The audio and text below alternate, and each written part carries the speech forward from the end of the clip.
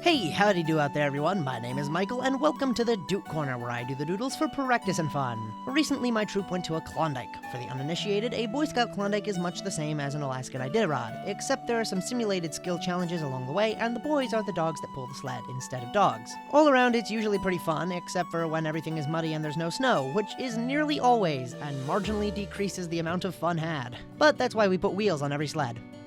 Anyways, this one was D&D themed, so the day before the Klondike, I started talking to my brother, the same one I made the UNE shirt for, and I started planning a design for a D&D shirt that represented both of our world's biggest world-altering characters from our games, and the ones we use most often as almost like self-inserts to denote ourselves in our games. Mine, of course, being Malethic. Remember him? And Elmaris, which is my brother's, though I don't really have any pictures of him. By the way, I don't think I've ever shown this piece before. I totally forgot I even did it. It's too bad I lost the footage. But oh well, at least you get to see it now. So I started making runes and then went on to making D20s, and then I started drawing Mali and Elmaris as characters until I eventually realized that would have taken too long, and I was basically all over the place with this and really didn't have a clear directive. These were my references, and I thought that I would make something similar to those, with the two mages filling up the space of the D20 as like a sort of bordered scene.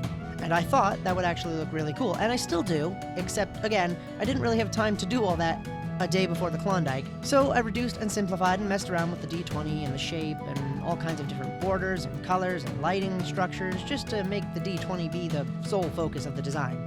The D20 was what I had, and I needed to work with it.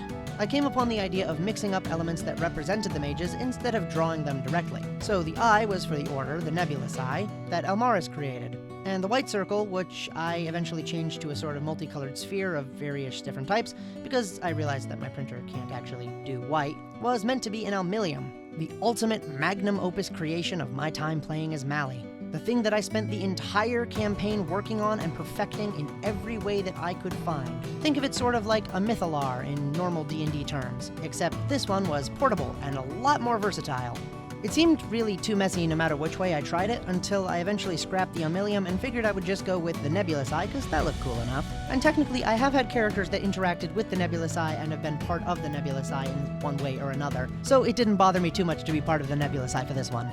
So I took it very literally and made a nebula, and then put an eye on it inside of every face of the D20, sort of thinking like the core from Amphibia. This worked, but there were so many elements on the page at this point with the nebulas that I really couldn't do anything on the document anymore without my computer exploding, so I made a new page and took only the elements that I needed to it. I thought up some really witty ideas for text with my brother, a phrase which very accurately represents me and him as players, and I did some cool backlighting.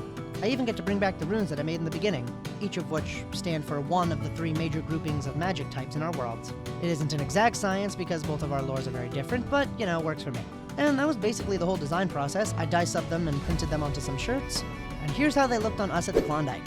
I thought it was pretty awesome, and I really had fun making these. I even went back after the Klondike and tried to turn the final version of it into a dragon, which is an idea I had during the process but didn't have time to do before the Klondike, obviously.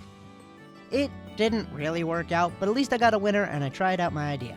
So what do you think of all these designs? You think any of them could have made it to a different form of a final? Which of these concepts was your favorite? And would you like to see anything like this again in the future? Let me know, and I hope you've all enjoyed. And without further ado, farewell.